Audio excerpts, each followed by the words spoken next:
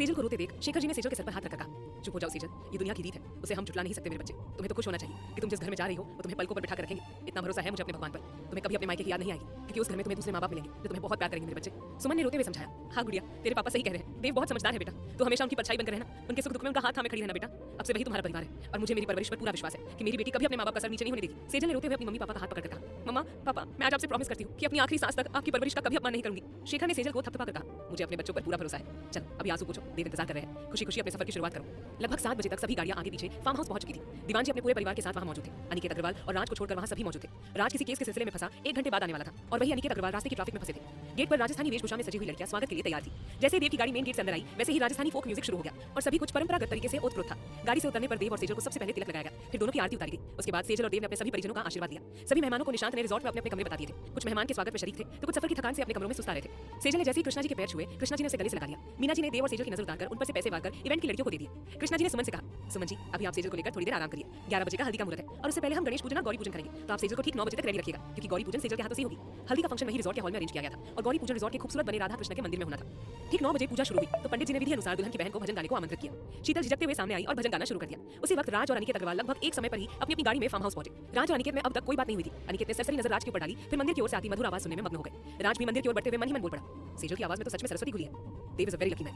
अनिकेत अग्रवाल भी जब मंदिर में पहुंचे तो मूर्ति के पास बैठी हुई प्यारी सी लड़की को देख मंद मंद मुस्कुरा उठे। भजन समाप्त हुआ और शीतल पीछे मुड़ी। उसे देखते ही राज अवाक सा खड़ा रह गया। पीले रंग के सलवार सूट और सिर पर ओढ़नी सजाए वो बहुत खूबसूरत लग रही थी। उसी वक्त शीतल सभी को प्रसाद बांटते हुए अनिकेत के पास आई और प्रसाद देकर जैसे ही पैर छूने के लिए झुकी, अनिकेत जी ने उसे बीच में रोककर कहा, बेटिया पैरों को हाथ नहीं लगाती बच्चे, सदा खुश रहो। शीतल मुस्कुराकर वहां से चली गई, जबकि राज ये देख अंदर ही अंदर कुछ समझ चुका था। उसने एक नजर अपने डैड पर डाली जो काफी दिलचस्पी निगाहों से शीतल को देख रहे थे। ये देख राज ने मन ही मन कहा, बस अब और नहीं डैड, मैं आपको मेरे लिए कोई भी लड़की पसंद नहीं करने दूंगा। और रही बात शीतल की, तो मैं आज उसे इतना हर्ट करूंगा कि अगर गलती से आपने रिश्ता भेजा भी तो वो खुद सामने से मना कर देगी। इधर शीतल, वर्षा, अंजलि, नीलिमा सेजल को लेकर रूम में आ गई। लड़कियों को इकट्ठे तैयार होने के लिए कमरा अलग से दे दिया गया था। शीतल और वर्षा ने मिलकर सेजल को तैयार किया। सेजल ने येलो कलर का रेड बॉर्डर वाला लहंगा पहना था, डीप नेक ब्लाउज और रेड कलर का दुपट्टा उसने एक साइड करके पिन अप किया हुआ था। बालों को खुला छोड़ा हुआ था और फूलों की झुर्री से उसे सजाया गया था। वही देव ने भी येलो कलर का कुर्ता और ऑफ व्हाइट पजामा पहना था। गार्डन में दोनों के बैठने की जगह को थोड़ा ऊंचा रखकर येलो और व्हाइट फ्लावर की लड़ियों से डेकोरेट किया हुआ था। पास में ही टेबल पर रेड रोजेस की पत्तियों से सजी एक चांदी की कटोरी में हल्दी रखी हुई थी जो देव और सेजल को लगाई जाने वाली थी। देव की नजरें सेजल पर पड़ी और उसे देखते ही उसका दिल बेकाबू हो गया। पीछे खड़े राज ने देव के कंधे पर हाथ रखकर कहा, मुंह बंद कर ले और थोड़ी ठंड रख, सब तुझे देख रहे हैं। राज की बात सुनकर निशांत की हंसी निकल गई। देव ने उसे घूर कर देखा तो निशांत बोला, भाई घूर क्यों रहे हो आप? राज भाई आपकी टांग खींच रहे हैं। वैसे यदि आपको भाभी के साथ कुछ क्वालिटी टाइम स्पेंड करना हो तो बताइए, आपका भाई कुछ जुगाड़ कर देगा।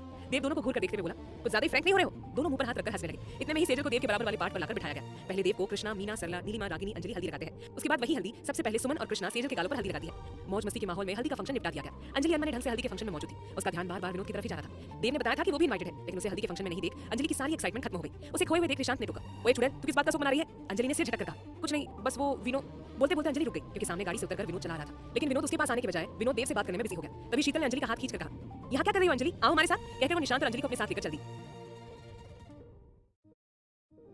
हल्दी के फंक्शन के बाद देव कमरे में पहुंचा तो वहां सारी पलटन जमा थी। देव ने सरसरी नजर सबके ऊपर डाली और पूछा, क्या खिचड़ी पक रही है? वर्षा ने आगे आते हुए कहा, जीजू अभी खिचड़ी पकाई कहां है?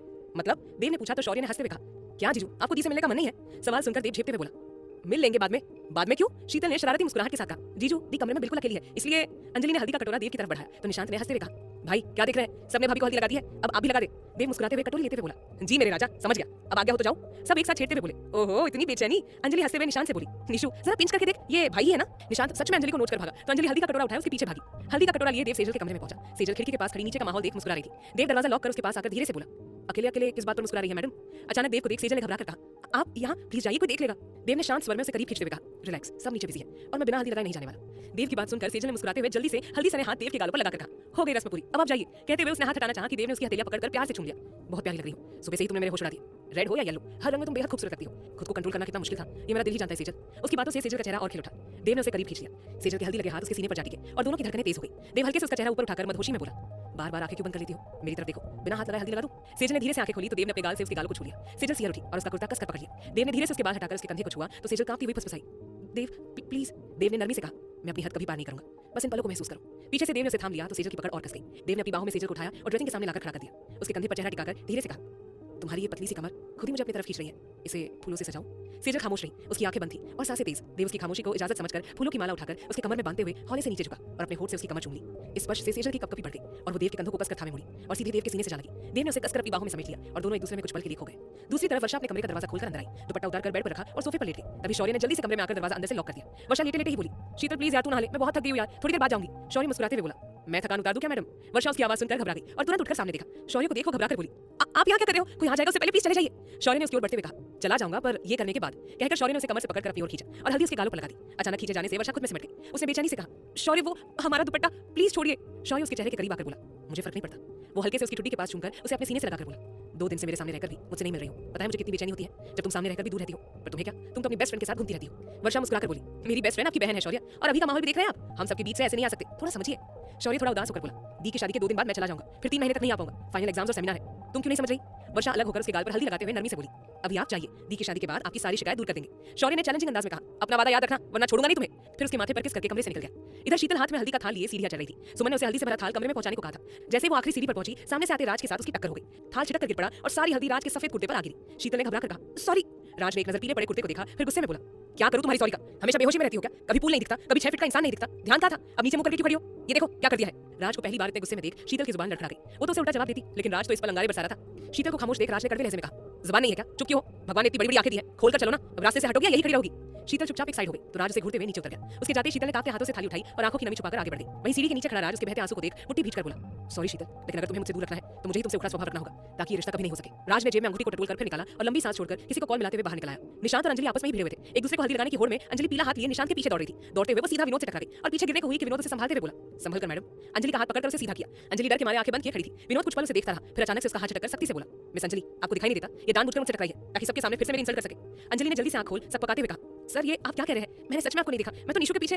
विनोद उसे रोकते हुए बोला, मुझे एक्सप्लेनेशन देने की जरूरत नहीं है, वही बचपना छोड़कर बड़ी बनी है ताकि आपका दिमाग ठीक रहे, क्योंकि हर कोई लड़का विनोद शर्मा नहीं होता। विनोद की कड़वी बोली सुनकर अंजलि रोते हुए भाग गई। अगले एपिसोड्स 12 AM पर फ्री मिलेंगे, लेकिन अगर इंतजार नहीं करना तो सिर्फ ₹149 में प्रीमियम लेकर सभी एपिसोड्स अभी अनलॉक करें। अभी चूज करें।